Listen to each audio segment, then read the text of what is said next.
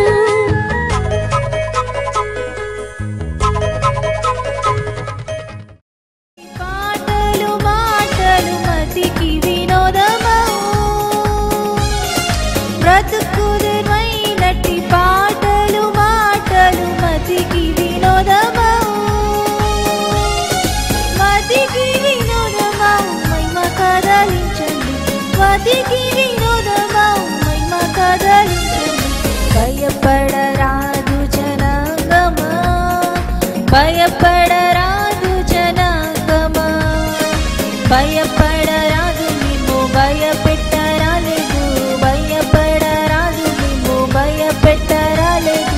దయతో దీనిని విని బలచుకొనండి, దయతో దీనిని విని బలచుకొనండి.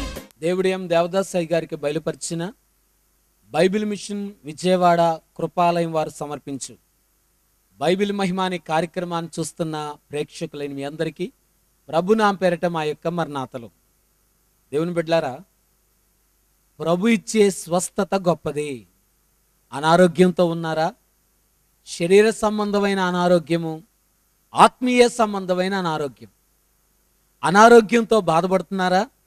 ఈ రోజున స్వస్థత వాక్యాన్ని మీకు చెప్పాలనుకుంటున్నాను. బైబిల్ గ్రంథంలో ఒక అన్యుడు, ప్రభుని ఎరగనాయన, అతని జీవితంలో స్వస్థత కలిగింది. ఏ విధంగా స్వస్థత కలిగింది? మన ఇంట్లో కథ నేను చెప్పబోతున్నాను. అతని జీవితంలో ప్రభు ఏ రీతిగా అద్భుతమైన స్వస్థత ఇచ్చారో పాత నిబంధన కాలంలో మన జీవితంలో కూడా ఆయన స్వస్థతనివ్వగలిగిన దేవుడు. ఆయన పేరు నయమాను. నయమాను చాలా పెద్ద వ్యక్తి, సైన్యాధిపతి, పరాక్రమశాలి. ఏ విధంగా బాగుపడ్డాడో మనం ధ్యానం చేసుకుందాం, వాక్యం చదువుకుందాము. 2వ రాజుల గ్రంథము 5వ అధ్యాయం. ఆ వాక్య భాగం అంతా చదవండి, 10 వచనాల దాకా. నేను మొదటి వచనమే మీకు చదువుతున్నాను. 2వ రాజుల గ్రంథము 5వ అధ్యాయము మొదటి వచనాన్ని చదువుకుందాం. సిరియా రాజు సైన్యాధిపతి అయిన నయమాను అను ఒకడుండెను. అతని చేత యెహోవాయే సిరియా దేశమునకు జయము కలుగు చేసి ఉండెను. మళ్ళీ చదువుతున్నాను. అతని చేత అంటే నయమాను చేత యెహోవాయే సిరియా దేశమునకు జయము కలుగు చేసి ఉండెను గనుక అతడు తన యజమానుని దృష్టికి గనుడై దయ పొందిన వాడాయను. అతడు మహాపరాక్రమశాలి అయ్యుండెను గాని అతడు కుష్ఠరోగి. ప్రార్థన. దయానిధివైన మా తండ్రి, మందు వాడకుండా జబ్బు బాగు చేయగలిగిన సమర్థుడానికి స్తోత్రములు. ఎందరో నాయన అనారోగ్యవంతులున్నారు, ప్రతి కుటుంబములో అనారోగ్యవంతులున్నారు. ఈ దినము నీ వాక్యం ద్వారా స్వస్థతను దయచేయమని సర్వశక్తిమంతుడా, దేవుని శక్తి ద్వారా ఎలాగైతే ఎందరికో అద్భుత కార్యాలు చేశావో వాక్యం వినుచున్న వారి జీవితాల్లో కూడా అద్భుతమైన స్వస్థత కనబడినట్లుగా నీ వాక్యం ద్వారా దర్శించి మా అందరితో మాట్లాడుమని వాక్యమయ్యున్న యేసు నామమున వేడుకుంటున్నాము తండ్రి, ఆమేన్. ప్రభునందు ప్రియులారా, ప్రభు నామమున మీ కృపా సమాధానములు కలుగునుగాక, ఆమేన్. నయమాను యొక్క జీవితంలో ప్రభు ఇచ్చిన స్వస్థత. ఈ వాక్య భాగం చదవండి, మీకు అర్థమవుతుంది. ఈ వాక్య భాగంలో 2 దేశాలు ఉన్నాయి. ఒకటి ఇశ్రాయేలు దేశము, రెండోది సిరియా దేశం. మనకు అర్థం అవడానికే చెప్తున్నాను నేను. ఇండియా పాకిస్తాన్ అనుకుందాం. మన ఇండియా పెద్దది, పాకిస్తాన్ చిన్నది. అలాగే ఇజ్రాయెల్ దేశం పెద్దది, ఇండియా లాంటిది. సిరియా దేశం చిన్నది, పాకిస్తాన్ లాంటిది. వీళ్ళిద్దరికి పడదు, శత్రు దేశాలు. అలాగే ఉంది కథ అంతా కూడా. ఈ 2 దేశాలకు ఉన్న వ్యత్యాసం ఏంటంటే, ఒక దేశము ప్రభుని ఎరిగిన దేశము, ఆయన నామాన్ని తెలుసుకున్న దేశము. రెండో దేశము అన్య దేశం. అన్యులు అనగా విగ్రహారాధికులు, ఇంకా చెప్పాలంటే అన్య సంబంధమైన దేవుళ్ళు దేవతలు ఆలుకున్నారు. ప్రభుని ఎరగని చీకటి దేశం, అంటే చీకట్లో ఉంది. ఈ 2 దేశాలు పరిస్థితి ఇజ్రాయెల్ దేశము, సిరియా దేశం. ఈ 2 అలాగున్నాయి. ఇప్పుడు మన కథ 2 దేశాల్లో జరుగుతుంది. మొదట సిరియా దేశంలోకి వెళ్దాం. ఆ చిన్న దేశం సిరియా దేశము ఇజ్రాయేలు దేశం మీదకి యుద్ధానికి వచ్చింది. ఆ సిరియా దేశం యొక్క రాజుకి దగ్గర నయమాన్ అనే సైన్యాధిపతి ఉన్నాడు. ఈ నయమాన్ ఎవర్రా అంటే పరాక్రమశాలి, జ్ఞానవంతుడు, శక్తివంతుడు, యుద్ధములో నేర్పరగలిగిన వ్యక్తి. అతడు ఏ దేశం మీదకి యుద్ధానికి వెళ్ళినా గ్యారంటీ గెలుస్తారనమాట. ఓడిపోవడం అంటూ తెలియదు, అంత పరాక్రమశాలి. ఆ రాజుగారికి కూడా ఇతని మీద నమ్మకం, ఎలాగైనా గెలిసే వస్తాడు అని రాజుగారికి సైన్యాధిపతి మీద నమ్మకం. సిరియా దేశంలో ఉన్న ప్రజలందరికీ కూడా నయమాన్ మీదే నమ్మకం, గ్యారంటీ మనకు విజయం తెస్తాడని. నయమాన్ దగ్గరకు వద్దాం. పైకి అన్యుడు నయమాను, వాళ్ళకి దేవతలు అన్నీ ఉన్నాయి. లోపల యెహోవా వలన, ఇక్కడ వాక్యంలో అన్నట్ల, అందుచేత యెహోవాయే సిరియా దేశమునకు జయము కలుగు చేశాను. లోపల దేవుడంటే నమ్మకం, యెహోవా అంటే నమ్మకం. 2 స్థితులు. చాలామంది పైకి భక్తిగా కనబడి, గొప్పోళ్ళుగా కనబడి, మంచివారుగా కనబడి లోపల చెడ్డవారుగా ఉంటారు. నయమాను పైకి అన్యుడుగా కనబడుతున్నాడు, లోపల మాత్రం భక్తిపరుడుగా, లోపల మాత్రం దేవుని యందు నమ్మిక ఉంచాడు. రాజుగారికి, ప్రజలందరికీ నయమాను మీద నమ్మకం, నయమానుకేమో అంతరంగంలో నిజమైన దేవుడు యెహోవా మీద నమ్మకమైంది. సరే, వాక్యంలోకి వచ్చిన వర్లారా, ఈ 2 దేశాలు ఇలాగుండగా, ఒక దేశము దేవుని ఎరిగిన దేశం ఇశ్రాయేల్ దేశం, రెండో దేశము సిరియా దేశము అన్య దేశం. వీళ్ళిద్దరికి యుద్ధం జరుగుతుంది. యెహోవా లేక దేవుడు ఎవరి పక్షంగా ఉండాలి? ఆలోచించండి. ఇది మన ఇంట్లో కథే. మేం ప్రభు నమ్ముకున్న వాళ్ళమండి, వాళ్ళు ప్రభు నమ్ముకోలేదండి.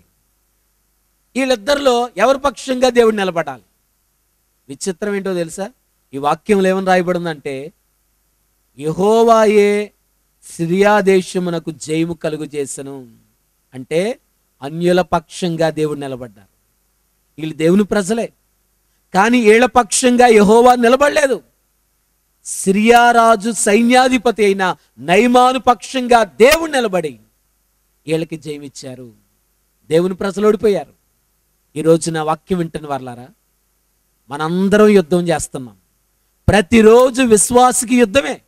సమస్యలతో, అనారోగ్యంతో, సాతానుతో, లోకంతో, అన్ని రకాల ఇబ్బందులతో యుద్ధమే. యుద్ధం చేయించిన వాళ్ళారా, యుద్ధానికి యేసయ్యని తీసుకొని వెళ్ళండి. యుద్ధంలో దేవుని తీసుకొని వెళ్ళండి. ఒంటరిగా వెళ్ళొద్దు. దేవుని ఎరిగిన వారైనా, దేవుని యందు నమ్మిక లేకుండా ఉన్నట్లయితే దేవుని దూరం చేసుకున్న వాళ్ళు అవుతాం.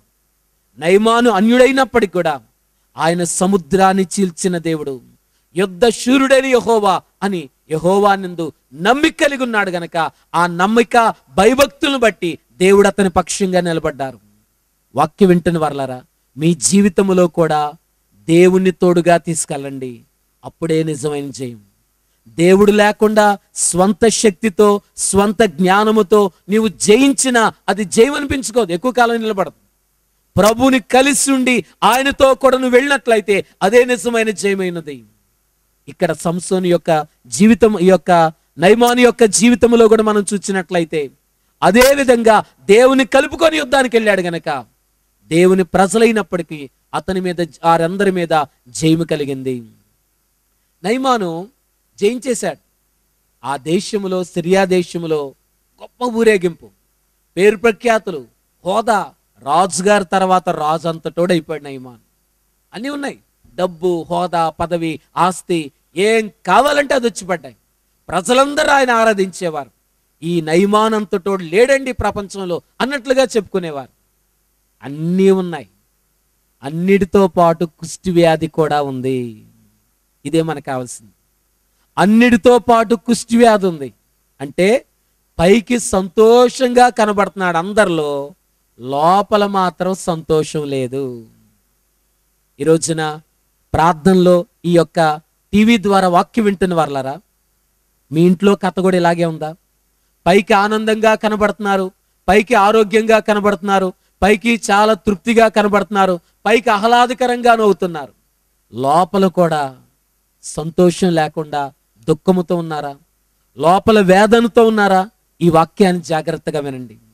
నయమాను యొక్క జీవితంలో కూడా ఇదే కథ కనబడుతుంది.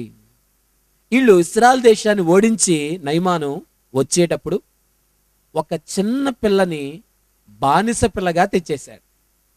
బానిస బాలిక వారింట్లో ఉంటుంది. నయమాను భార్యకు పరిచర్య చేస్తుంది. ఈ బానిస బాలిక ఇంట్లో పనిచేస్తుంది. నేను ఈ రోజున ఒక ప్రశ్న మిమ్మల్ని అడగాలనుకుంటున్నాను. ఏంట్రా ఈ ప్రశ్న అంటే, దేవుడెందుకు ఈ చిన్న పిల్లని ఈ చిన్న వయసులో కష్టాల్లో పడేశాడు? అన్యాయం కదండి. చిన్నపిల్ల 10 సంవత్సరాలు కూడా ఉన్నాయో లేవో, అలాంటి చిన్నపిల్లని తల్లిదండ్రులకు దూరం చేసి దేశం కాని దేశం, ఇందాక మనం అన్నట్లుగా ఇండియా నుంచి పాకిస్తాన్ తీసుకెళ్ళి అక్కడ పెట్టేసినట్లుగా దేశం కాని దేశంలో, ఊరు కాని ఊరిలో అందరికి దూరంగా అన్ని కష్టాల్లో ఆ పిల్లని దేవుడు పడేయడం ఏంటండి? ఏం అన్యాయం చేసిందండి ఆ పిల్ల? దేవుడెందుకు కష్టాల్లో పడేశాడు? దేవుడెందుకు నన్ను ఆ అనారోగ్యంలో పడేశాడు? దేవుడెందుకు నన్ను అప్పుల్లో పడేశాడు? దేవుడెందుకు నన్ను ఈ ఇబ్బందుల్లో పెట్టేశాడు? ఎందుకండి టెన్షన్స్? ఎందుకండి ఇబ్బందులు? దేవుడెందుకు మమ్మల్ని కష్టాల్లో పడేశాడు? ఇదే ప్రశ్న మనందరం అనుకుంటున్న ప్రశ్న. ఆ అమ్మాయి జీవితాన్ని కూడా అక్కడే చూద్దాం. కష్టాల్లో ఉందండి నా జీవితం, ఏడుస్తుంది ఆ చిన్నపిల్ల. ఈరోజు వాక్యం వింటున్న వారలారా, దేవుడు పడేయడం న్యాయమేనా అనే ప్రశ్న మీకు వచ్చినట్లయితే ఈ వాక్య చివరిలో సమాధానం మీకు చెప్పబోతున్నాను నేను. ఆ అమ్మాయి అలాగున పరిచర్య ఇచ్చింది. నయమాను భార్యకు సహకరించి పనిచేస్తుంది. ఆ ఇంట్లో ఉన్న పరిస్థితి, ఆ ఇంట్లో ఉన్న అవస్థ ఏంటో ఈ అమ్మాయి గుర్తించింది. బానిస బాలిక. ఏంట్రా ఇంట్లో ఉన్న పరిస్థితి అంటే, పైకి సంతోషంగా ఇల్లు కనబడుతుంది కానీ లోపల ఇంట్లో సంతోషం లేదు, లోపల ఇంట్లో ఆనందం లేదు, లోపల ఇంట్లో ఏమాత్రం కూడా ఆహ్లాదకరమైన పరిస్థితి లేదు. కారణం ఏంట్రా? జబ్బు. ఏంటండి ఆ జబ్బు? కుష్టి వ్యాధి అనే జబ్బు నయమానుకు వచ్చింది. ఎంతమంది వైద్యులు చూపించినా, ఎంత రహస్యంగా మందులు వాడినా, ఎన్ని హాస్పిటల్ తిరిగినా, మన భాషలో ఎన్ని చేసినా తగ్గట్లేదండి ఆ జబ్బు. జబ్బు ఎక్కువైంది కానీ తక్కువ లేదు. ఆ జబ్బును బట్టే ఇంట్లో సమాధానం లేకుండా, ఆరోగ్యం లేకుండా, ఆనందం లేకుండా పోయింది. మన ఇంట్లో కథ కూడా ఇదేనేమో. పాపం అనే జబ్బు కుష్టి వ్యాధి కంటే భయంకరమైనది. ఆ పాపం అనే జబ్బు గనుక నీ ఇంట్లోకి వచ్చినట్లయితే మన ఇంట్లో కూడా ఇవాళ కాకపోతే రేపైనా సరే సంతోషం లేకుండా పోద్దని గ్రహించండి. ఈ జబ్బు తినేస్తుంది అలాంటిది. అలాగున జబ్బుతో, వేదనతో ఉన్న ఆ కుటుంబంలో సంతోషం లేదన్న సంగతి ఈ అమ్మాయి చూచింది. బానిస బాలిక. నేను ఒక మాట మీకు చెప్తాను. అందరూ కూడా వాక్యం వింటున్న మీ అందరూ కూడా అనుకోండి, నేను వజ్రాన్ని అని అనుకోండి. డైమండ్, నేను వజ్రాన్ని అని అనుకోండి మీ మనసులో. ఈ చిన్న పిల్ల వజ్రం. విశ్వాసులైన వారులారా, ప్రభునామాన్ని కలిగిన వారులారా, మనందరం కూడా వజ్రాలంటి వారు. యేసు ప్రభు పరలోకం రాబోతున్నాడు. ఆయన ఎందుకు వస్తున్నారు తెలుసమ్మా? వజ్రాలు తీసుకెళ్ళడానికే, రాళ్ళు తీసుకెళ్ళడానికి కాదు. పరలోకానికి వజ్రాలు కావాలి గనక మీలాంటి వజ్రాల కొరకే ప్రభు రాబోతున్నారు. బయట ఉన్న రాళ్ళు మన ఇంట్లో పెట్టుకోం. అదే వజ్రాలు అయితే కావాలని తెచ్చుకుంటాం. కనుక నేను డైమండ్ని, వజ్రాన్ని అని అనుకోండి. వజ్రం యొక్క లక్షణం ఏంటంటే ప్రకాశించడం. వజ్రం ప్రకాశించాలి. ముళ్ళల్లో వేసిన, చెత్తలో వేసిన, బురదలో వేసిన, జబ్బుల్లో వేసిన, కష్టాల్లో వేసిన, అనారోగ్యంలో వేసిన, వేదనలో వేసిన వజ్రం ప్రకాశించాలి. నేనొక వజ్రాన్ని అని అనుకుని వర్లరా మీ జీవితంలో ప్రకాశించండి. ఏ స్థితిలో నీవున్నా, ఏ పరిస్థితిలో నీవా, బానిసత్వములో ఉన్న ఈ అమ్మాయి నేను వజ్రాన్నండి అని బానిసత్వములో ప్రభుని గురించి చెప్పి అలాగును ప్రకాశించింది. మినుగురు పురుగు చీకట్లో వెలిగేది, చిన్న పురుగే. అలాగ వెలగండి. ఏ స్థితిలో మీరున్నా, మీ క్రియల ద్వారా, మీ చూపు ద్వారా, మీ నడక ద్వారా, మీ మాట ద్వారా దేవుని మహింపరిచి ఆయన నామాన్ని ప్రకాశింపచేయండి. దీపాల్లాగా వెలగండి. విశ్వాసులైన మనందరం కూడా వెలిగించే దీపాలుగా ఉందాం. దేవుని నామాన్ని చీకట్లో ప్రకాశింపచేద్దాము. ఆ చిన్న పిల్ల బానిస బాలిక ప్రకాశించింది. ఆ యజమానురాలతో చెప్పినమ్మా, మా దేవుడు గొప్ప దేవుడు, జీవము కలిగిన దేవుడు, సర్వశక్తిమంతుడైన దేవుడు, ఆయన అద్భుతాలు చేసే దేవుడు. ఆ దేవుని యొక్క ప్రార్థన మా ఊర్లో జరుగుద్ది, ఆరాధన మా స్థలంలో జరుగుద్ది. అక్కడ దేవుని నామమున స్వస్థత కార్యాలు జరుగుతాయి. ఎలీషా అనే ప్రవక్త మా దేశంలో ఉన్నాడు. ఆయన ప్రార్థన చేసినట్లయితే ఎలాంటి జబ్బైనా ఎగిరిపోద్దమ్మా అని ఆ నయమాను భార్యతో చెప్పింది. ఆ మాట నయమాను భార్యలోకి వచ్చింది. ఆ వరుస చెప్తున్నాను మీకు. నయమాను భార్యలోకి వచ్చిన మాట నయమాన్లోకి వచ్చింది. నయమాన్లోకి వచ్చిన మాట రాజులోకి వెళ్ళింది, సిరియా రాజులోకి. సిరియా రాజులోకి వచ్చిన మాట ఇజ్రాయిల్ రాజుకు ఉత్తరం రాశాడు. ఆ రాజు దగ్గరికి వెళ్ళింది. ఆ రాజు దగ్గరికి వెళ్ళిన మాట ప్రవక్త దగ్గరికి వెళ్ళింది. చూసారు లైన్ ఎలా వెళ్ళిందో? కనుక ఇజ్రాయెల్ రాజుకి మాటలు కానీ అపార్థం చేసుకొని, ఏంటి ఎలా గొడవకి ఉత్తరం రాశాడు చూడి రాజు అనుకొని అపార్థం చేసుకున్నాడు. ప్రవక్తకు తెలియగానే ఎలీషా ప్రవక్త, లేదు లేదు, జీవము కలిగిన దేవుడు మనకున్నారు కనుక రానివ్వండి అన్నట్లుగా అలాగున ఆహ్వానం పంపించడం జరిగింది. నేను వివరంగా చెప్పట్లేదు కానీ మీరు చదివితే వివరంగా అర్థమవుతుంది. నయమాను ప్రవక్త అయినటువంటి ఎలీషా యొద్దకు బయలుదేరి వెళ్తున్నారు. ఇక్కడ నేను 2 ప్రోగ్రామ్స్ గురించి చెప్పాలనుకుంటున్నాను. అంటే 2 విధములైన ఆలోచనలు మీకు చెప్పాలనుకుంటున్నాను. ఏది మీరు సపోర్ట్ చేస్తారో చూద్దాం. ఒకటి దైవజనుడైన ఎలీషా యొక్క ఆలోచన లేక కార్యక్రమం. రెండోది నయమాను యొక్క కార్యక్రమం లేక ప్రోగ్రాం, అతని ఆలోచన. 2 ప్రోగ్రాం. దైవజనుడైన ఎలీషా యొక్క ప్రోగ్రాం ఏంటో మనం చూద్దాం. కార్యక్రమం ఏంటండి? ఎలీషా యొక్క ప్రోగ్రాం ఏంటంటే ప్రార్థనలో కూర్చోవడము, దేవుని సన్నిధిలో కూర్చోవడం, దేవుని దగ్గర జవాబు అందుకోవడం. ఇది ప్రవక్త యొక్క ప్రోగ్రాం. దేవుని దగ్గర జవాబు అందుకోవాలి. అందుకున్నాడు జవాబు. ఏంటా జవాబు అనగా, జవాబు అందుకున్న జవాబుని దాసునితో చెప్పడము. ఆయన కాదు, దాసుని పిలిచి నయమాను రాగానే నయమానికి ఈ వర్తమానం పంపించడం. ఏంటండి ఆ వర్తమానం అంటే, యోర్దాను నదిలో 7 మార్లు మునగాలి 7 మార్లు. ఇదే వర్తమానం ఆయనకు పంపించాడు. అప్పుడు నయమాను వెళ్ళి 7 మార్లు మునగ్గా అతనికి స్వస్థత రావడము. ఇది దైవజని యొక్క ప్రోగ్రాం. 2వ ప్రోగ్రాంలోకి వద్దాం. రెండోది ఎవరిదిరా అంటే నయమాను యొక్క ప్రోగ్రాం. మరీనా పేరు ప్రఖ్యాతులు కలిగిన వ్యక్తి, సైన్యాధిపతి, ప్రపంచ దేశాల్లో చాలా గనుడు గనక హంగు ఆర్భాటంతో, సైన్యంతో, చుట్టాలు, బంధువులు, స్నేహితులు మేమొస్తామండి చూడడానికి, మేమొస్తాం చూడడాన్నట్లుగా దాదాపుగా మరి పెద్దోళ్ళు వచ్చినప్పుడు కారులు వరుసగా వెళ్తాయి చూసారా, అలాగా బోల్డ్ అన్ని రథాలతో బయలుదేరాడు. ప్రయాణం చేసి 100 కిలోమీటర్ ప్రయాణం చేసి కరెక్ట్గా ఆ యొక్క స్థలంలోకి రాబోతున్నాడు, ప్రవక్త ఉన్న స్థలంకి. ఈయన ప్రోగ్రాం ఏంట్రా అంటే, అక్కడికి వెళ్ళగానే కిందకి దిగిన వెంటనే నమస్కారం చెయ్యాలి. ఆ దైవజనుడు నన్ను ఆహ్వానిస్తాడు లోపలికి, నన్ను తీసుకెళ్తాడు లోపలికి, ఆయనతో పాటు వెళ్ళాలి. అక్కడ నన్ను నిలబెడతారు, ప్రార్థన జరుగుద్ది, అందరూ ప్రార్థన చేస్తారు. నా జబ్బు మీద, కుష్ఠవ్యాధి మీద ఆయన చెయ్యి ఆడిస్తాడు, దేవుని నామమున ప్రార్థన చేస్తాడు. ఆమేనని ప్రార్థన చేసేసరికల్లా నా జబ్బంతా పోద్ది. అప్పుడు కొన్ని విలువైన బంగారమును, వెండిని, వస్త్రాల్ని ఆయనకి బహుమానంగా ఇచ్చేయాలి. ఇది నయమాను యొక్క ప్రోగ్రాం. 2 ప్రోగ్రాం మీకు చెప్పాను. ఒకటి ఎలీషా యొక్క ప్రోగ్రాం, రెండోది నయమాను యొక్క ప్రోగ్రాం లేక ఆలోచన.